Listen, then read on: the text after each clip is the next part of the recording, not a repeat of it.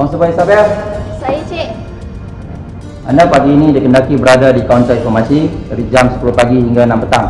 Sekiranya ada apa-apa masalah, hubung balik dengan saya ataupun dengan penyelia galeri. Faham? Faham Cik. Okay. Konstebel Natasha, Saya Cik. okay. Anda juga pagi ini dikendaki untuk bersama-sama dengan Konstebel Isabel untuk membantu di kaunter informasi. Faham? Faham Cik. Okay, senang di. Baik nama. Ya. Keluar. Baik.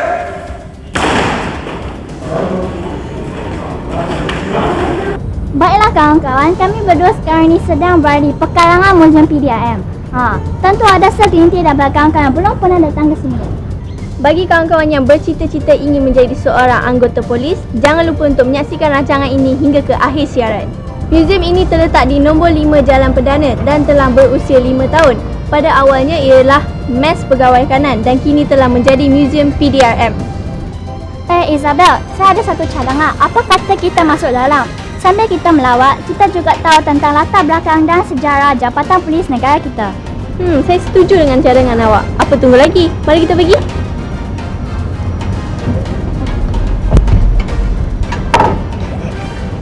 Kawan-kawan, di belakang saya ini merupakan pakaian seragam pertama seawal tahun 1400 yang digunakan oleh pengawal pada zaman Kesultanan Melayu Melaka. Apa kata sambil kita meninjau di sekitar kawasan ini, mari kita sama-sama mengupas isu kita pada episod kali ini. Isu kita pada episod ini tidak kurang hebatnya sesuai dengan tema kita iaitu keselamatan dan perundangan. Kita akan bawa kawan-kawan menjukil isu buli. Untuk keterangan yang lebih lanjut, saya sempat membuat laporan tentang isu buli ini. Mari kita sama-sama saksikan.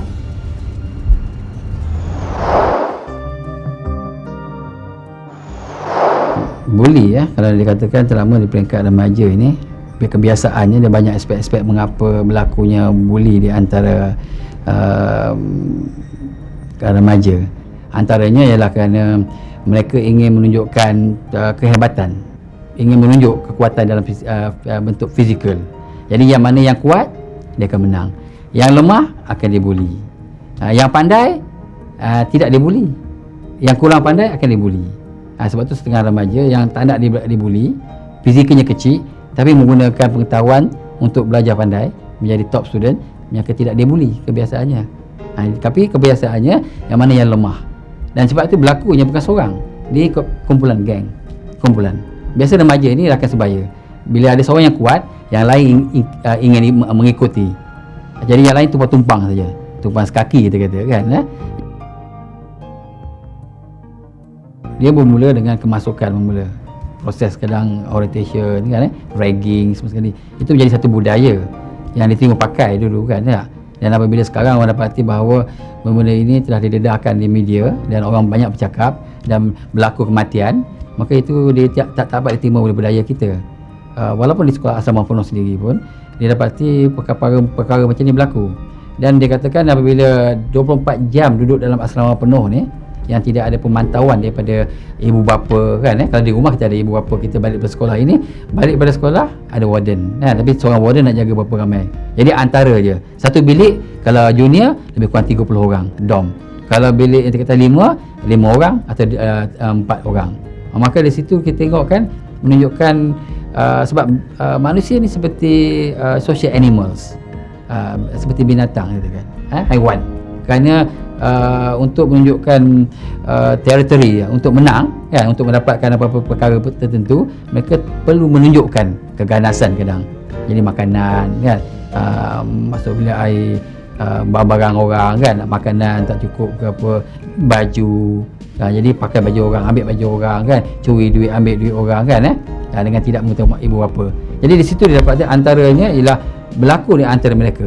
Sebab tu dia katakan yang mana yang lemah kena bully, yang mana kuat, yang lemah paksa bagi. Sebab di situ tak ada ibu bapa, yang ada warden ataupun yang ada ketua murid itu dalam dom tu. Jadi itu yang berlaku. Sebab apa? Security. Orang yang dibuli biasanya dia rasa security. Kalau dia tidak mengikut perintah atau kalau dia tidak memenuhi kehendak abang tu senior, maka dia akan duduk situ 24 hours. Celik tidur buka mata tengok abang sini ada misalnya kan. Jadi nak tidur pun abang sini ada. Jadi perlu akur pada peraturan-peraturan yang dibuat di dalam kumpulan itu. Maka untuk dapatkan recognition. Begitulah penjelasan lanjut tentang perihal masalah buli.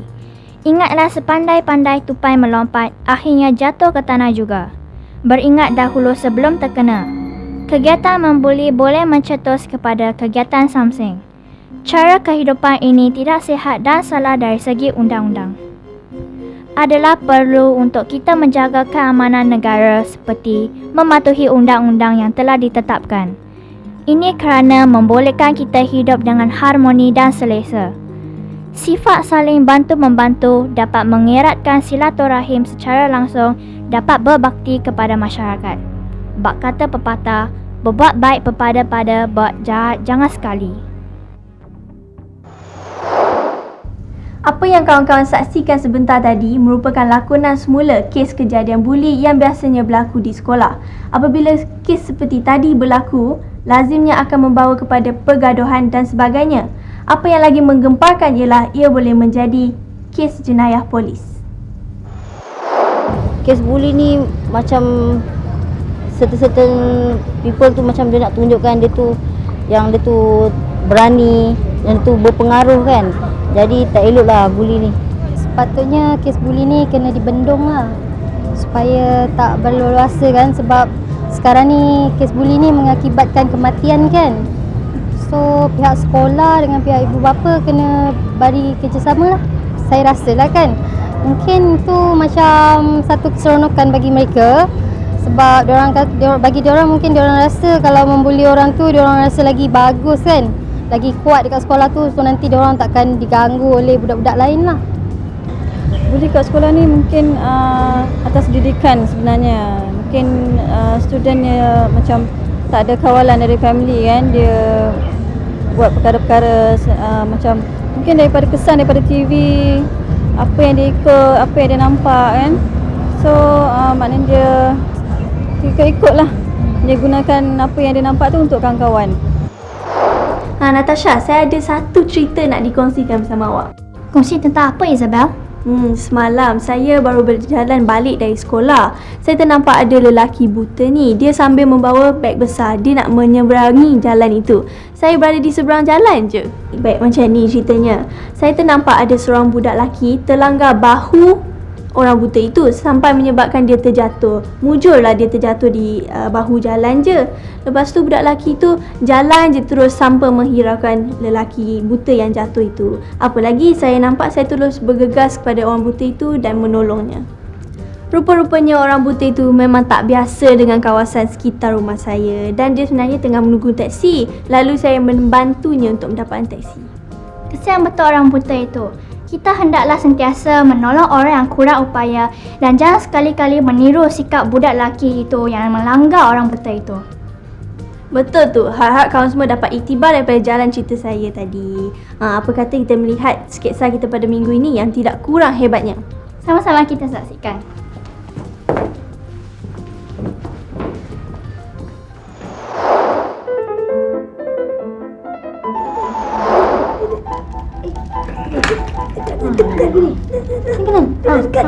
Mama nak pergi ke mana? Mama nak keluar kejap. Ada kerja sikit. Saya bosan lah. Marilah kita buat benda lain. Kita nak buat apa? Eloklah kita main PlayStation ni. Saya ada satu cadangan. Apa dia?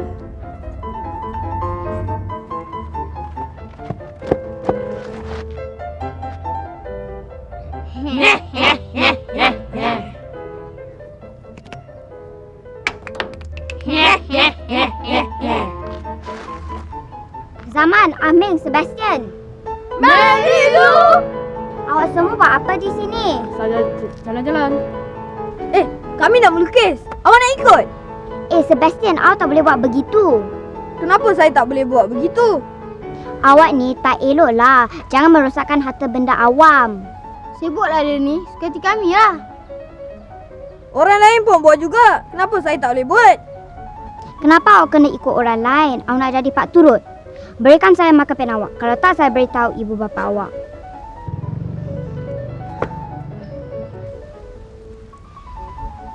Kan kat sekolah cikgu dah ajar jangan merosakkan harta benda awam.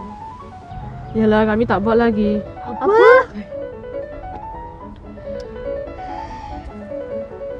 Janji tak?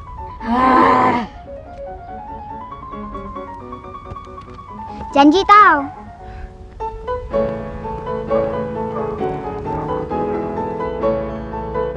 Tak baiklah Marilu tu. Sekarang kita nak buat apa?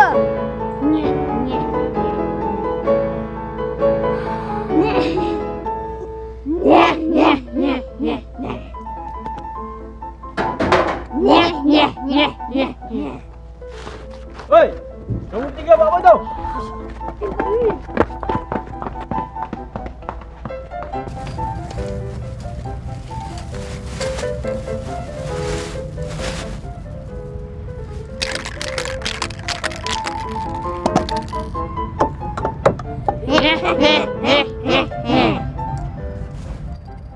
Hei, kamu tiga buat apa tu? Kami tak buat apa-apa pun. Kamu boleh kata tak buat apa-apa? Itu hari pakcik nampak kamu nak conteng pondok telefon. Sekarang ni nak conteng gelonsor ni pula. Siapa yang ajar korang? Mana rumah korang? Biar pakcik nak jumpa mak bapak kamu, nak report pada mak bapak kamu. Selamat sejahtera para pelajar. Apa khabar? Bagaimanakah dengan cerita yang baru para pelajar saksikan sebentar tadi? Patutkah sikap Yuvanes, Ahmeng dan Sebastian kita contohi? Apakah yang akan kamu semua lakukan sekiranya kamu ternampak sesiapa yang sedang melakukan vandalisme, iaitu merosakkan harta benda awam? Baiklah, cerita kita pada kali ini menekankan nilai mematuhi peraturan dan undang-undang yang merupakan satu daripada nilai dalam bidang berkaitan dengan demokrasi.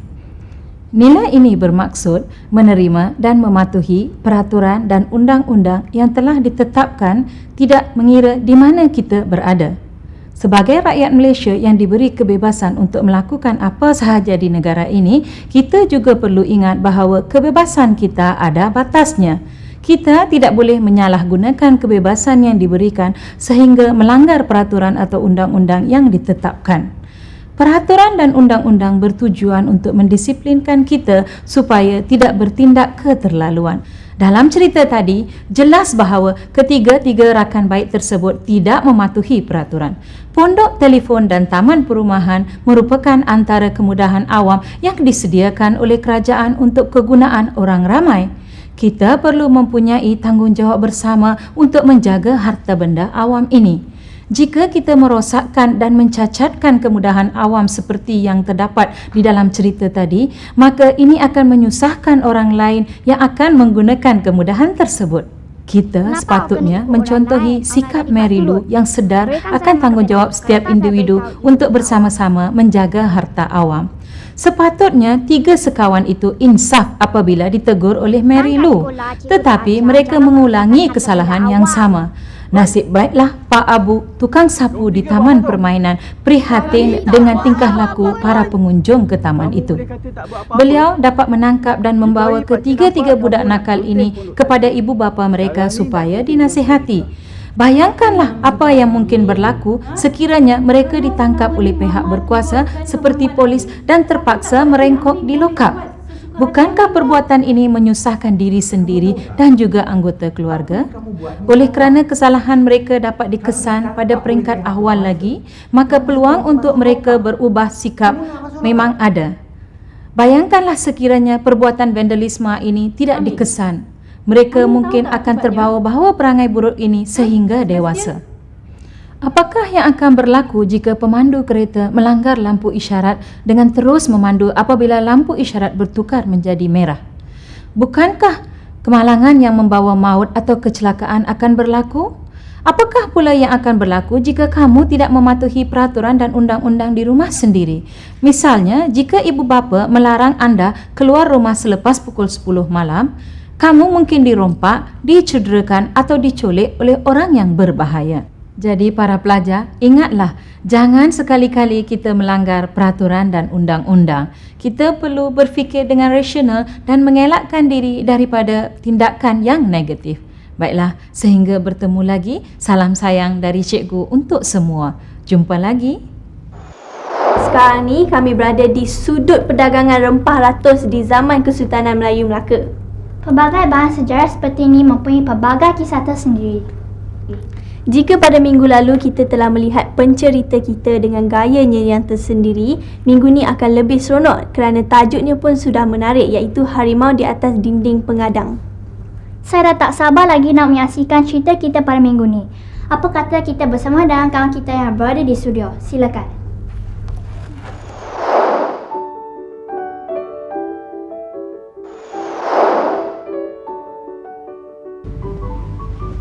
Bersama saya lagi, Wong Airi, dan pada kali ini kita akan mendengar cerita dari Korea Utara yang bertajuk Harimau di Atas Dinding Pengadang. Pada zaman dahulu, seorang pembesar baru dilantik. Dia sangat kejam. Sebaik sahaja bertugas pada hari pertama, pembesar itu menjalankan arahannya dengan segera, iaitu pegawai-pegawainya dikehendaki menangkap orang yang bijak pandai.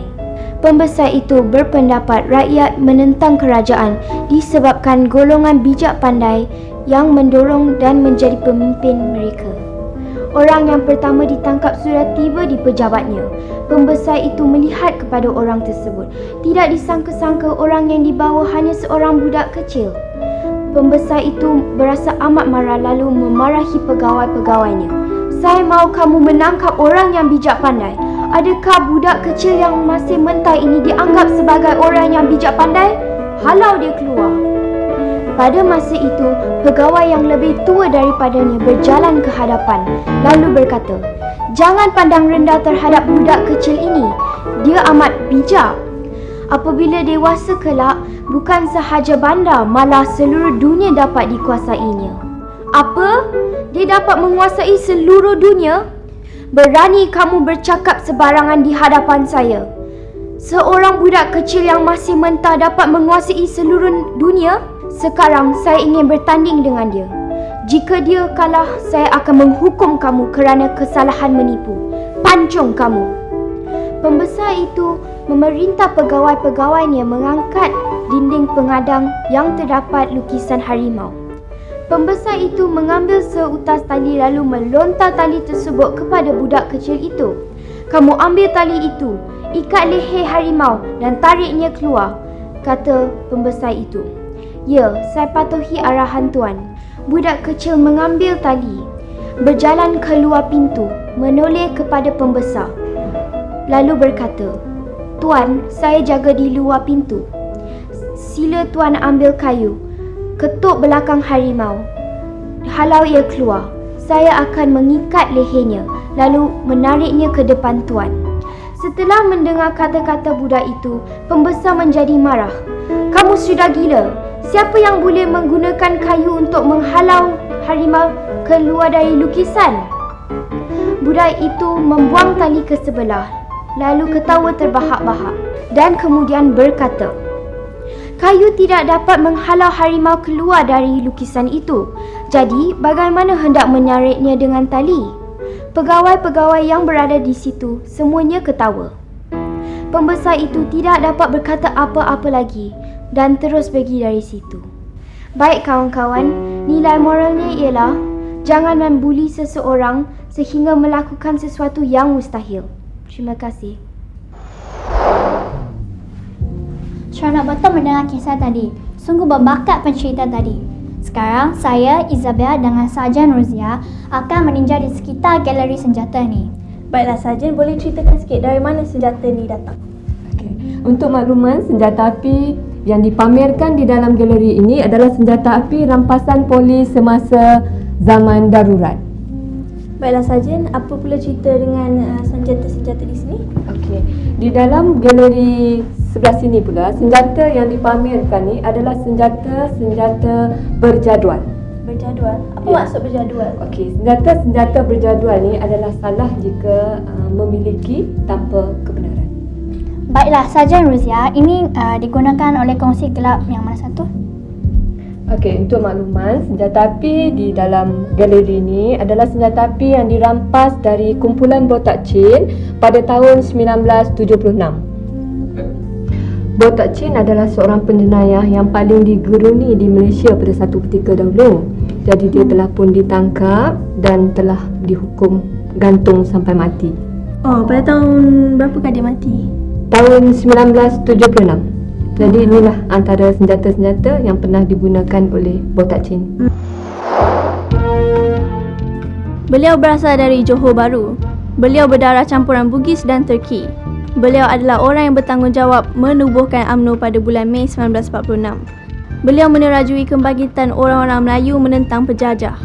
Beliau meninggalkan UMNO dan menubuhkan Parti Kemerdekaan Melaya. Beliau meninggal dunia pada tahun 1962 dengan jasa yang tidak terhingga kepada sejarah tanah Melayu.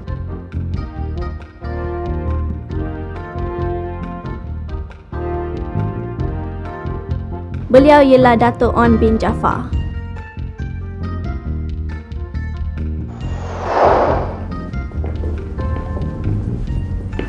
Kawan-kawan, mematuhi peraturan dan undang-undang merupakan tanggungjawab setiap insan. Sikap ini secara langsung dapat mendidik mutu disiplin kita dan menjadikan kita seorang remaja yang berhemah tinggi dan dihormati. Justru itu, kita memerlukan mereka yang lebih arif untuk menilai kebaikan sesuatu keputusan yang kita ambil. Sebagai renungan, kita bersama Profesor Madya Dr. Fazil Cik Din untuk mengulas isu pada episod kali ini. Demokrasi adalah merupakan satu cara kehidupan yang dianjurkan untuk semua rakyat warga negara Malaysia di dalam negara yang tercinta ini. Tetapi apabila kita mahu mewujudkan demokrasi itu, apakah makna, apakah keperluan yang perlu ada?